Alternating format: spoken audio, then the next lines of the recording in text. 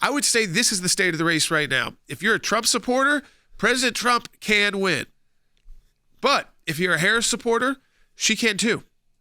So it's all about turning out the vote tomorrow. And you're starting to see, I think the left realized over these last couple weeks, as the rhetoric got nastier and nastier, that they start throwing everything at the wall. The garbage.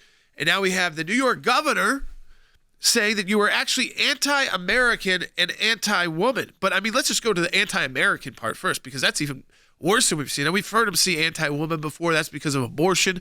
And she's saying if you vote for any Republicans in New York's congressional races, which happen to be some of the most moderate Republicans, but important Republicans, to get to a majority, to make sure that if President Trump does win, that there is a House majority, it would take wins. And I don't think the governor in New York would be coming out this strong with that kind of language, telling basically still very close to half her state.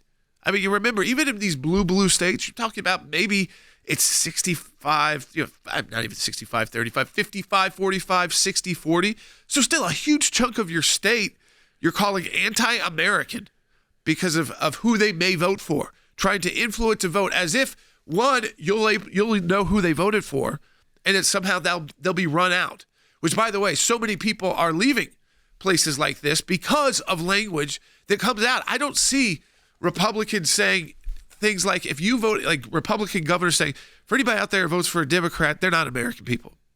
First of all, they would be raked over the coals, probably by other Republicans first and conservatives, to say that's not how we win or lose elections. That's just nastiness. But at the same time, Will, I think when you see this coming out of New York, of all places, they are looking at numbers that are not good. That's right. And if you take her words now and couple them with the fact she called Trump supporters clowns earlier in the year, we had a lot of fun with that. Logan likes to send in the clowns in the chat. Yeah, if you're around, you know what to do. But I think we should play and hear the words from Governor Hochul, who's saying this just days before the presidential election. Bite one. It gave me a chance to tie the Republicans running in these seats, the incumbents, closer to Donald Trump, and remind everybody, if you're voting for these Republicans in New York, you are voting for someone who supports Donald Trump, and you're anti-woman, you're anti-abortion, and basically you're anti-American, because you have just trashed American values and what our country is all about over and over and over. Let's just take that for a moment. Listen, there's a lot of Republicans. There's tight races in the House there. There's a handful of these very tight races. That could be the outcome of who runs the House of Representatives.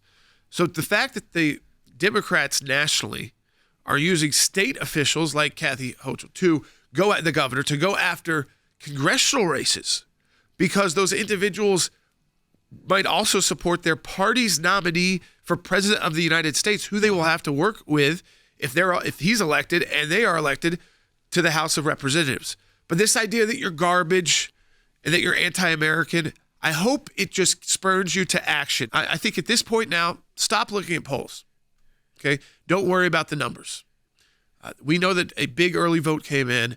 We know that either Donald Trump, we know that there are enough votes remaining out there, Republican votes on Election Day, for Donald Trump to win. We also know that is the same for Harris. So it is who is better at getting out the vote in these next 24 hours. That includes states that still have got early voting going today.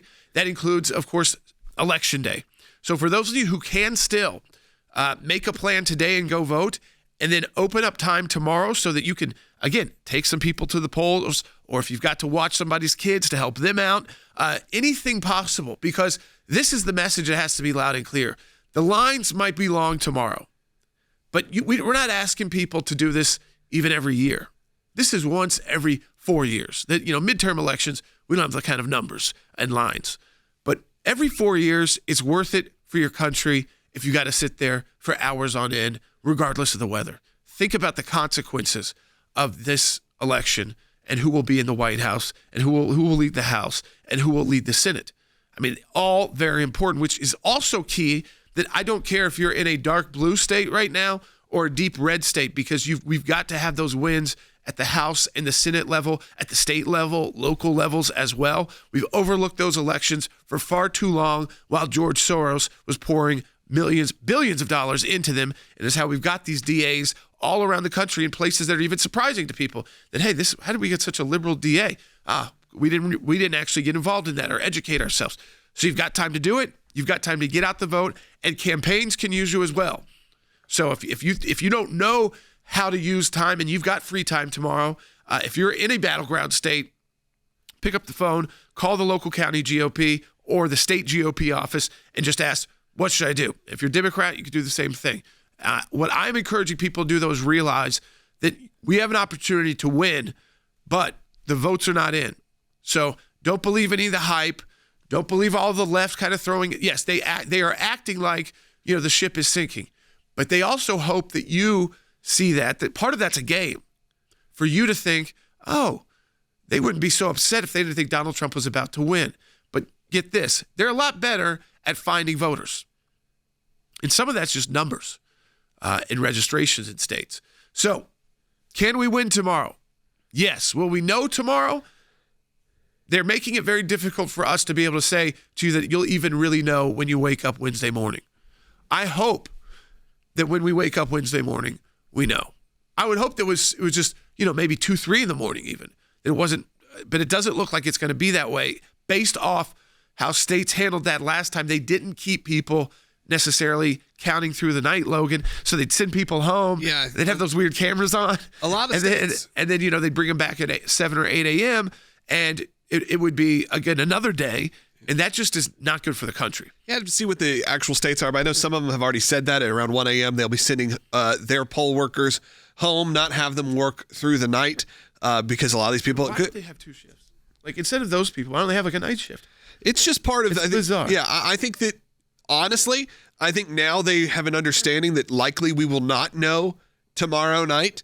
And it used to be the case where... yeah, exactly. It's okay. It wasn't before. Before, you would stay up all night and likely you would find out into the evening. And that would be up until, other than Bush and Gore, and they did call it eventually, even if it went into the courts and all of that. And then you had the first Trump, it was over that night, late into the night. Second time around, obviously, we had the chaos that ensued in 2020. Now I think there is, as you said, understanding of maybe, hey, give people rest, let them count the votes, let them spend the time to do it correctly, not running on fumes. But it is a bit disappointing, especially in more of the digital age, that we're not able to have these results faster. Now, I could be wrong. Tomorrow night, we may get to 1 a.m. or so, and it has been a landslide one way or the other, with the polls right now showing essentially no one's willing to take the risk to say who is going to win. It is probably going to be one of the closer elections, maybe not electoral college-wise, but nationally in our lifetime. Yeah, and I think when you actually get to those key states that determine it, again, it's not how much you end up winning the electoral college by. And obviously that's an important number and it looks good, but it's how, if these states are thousands of votes determining, they even get more nervous because some of those trigger automatic recounts and things like that. It has to be definitive. So there has to be these kind of definitive numbers. And listen, you're going to get a handful of those right when the polls close. They're going to call a lot of states, especially within like an hour. They're going to call plenty.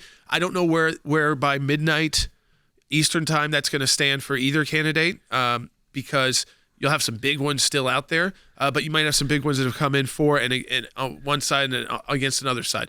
I think what you have to caution people is that, remember, because there were more early votes coming in with Republicans, that and again, we don't know if that was equal or, about equal, somewhere close, but it seems like that, is that if they start putting the votes from Election Day first, okay, that should help Republicans. But remember, then there's huge chunks of early voting coming in for Democrats. So you watch those numbers very carefully. And I think that's why until we know what percent of the vote, the full vote, has been counted, you can't assume anything when you go to sleep. It's not to say you go to sleep unhappy. It's just I don't think you should go to sleep thinking, oh, yeah, we got this one in the bag, if this hasn't been called. And I would love it to be. Well, in 2020, I feel like a lot of the networks got egg on their face. A lot of them said because the traditional numbers were leaning towards Donald Trump. In big ways. In big ways. So it almost was, there was almost an answer there very early in the evening that he had won re-election. And then obviously everything upended overnight. Which caused the chaos. So I think you're going to have a much more cautious newsroom. Sure. Do I think states like Tennessee will be called pretty quickly? Yeah, I think so. And I'll have to have that discussion with my kids of why there's 1% of the vote in, and they're already able to call it. But I do think all the swing states, it's going to be at earliest very, very early into the next day. Yeah. And that would be like the best case scenario. I think if we could be on the air Wednesday and tell you who won, it would be shocking. I think it would be shocking. Yeah. I would like to be there. I would hope that we would even know before that, but even if it was happening while we were on air. So it should be an interesting week of the broadcast, so stay tuned. And I do want to let you know, because people have been asking, they've been supporting us, and thank you for your donations, because we said, those donations right now at aclj.org, and again, for election integrity, double the impact of your donation because of the work that we do pre-election day, which we're still doing right now, on election day, which can get very busy very quickly as people are calling in and saying, I did this provisional, I did this, I showed up, what should I do next? And we've got attorneys monitoring it. And of course, we need resources for after election day. If, something goes wrong, if ballots are being counted that we believe, or in the past we've been successful in saying you shouldn't be counting those ballots, and here's why, and with the cases that we have won before. So you want to have resources, and we did have resources, leading up now until election day, plenty of resources for election day, and then based off last election cycle, which has been like one long year of politics, is preparing for, again, a time when it might get uncertain again and tough. And so we want to have all those resources available at the ACLJ so we get our attorneys going, and if they need to file away, they're able to file away. We've assisted a lot of people. Here's the kind of examples of what we've done. In Pennsylvania, for instance, recently someone had requested 2 mail-in ballots, and so instead, it never showed up. We got him in. He cast his vote in person. This was an interesting one in California.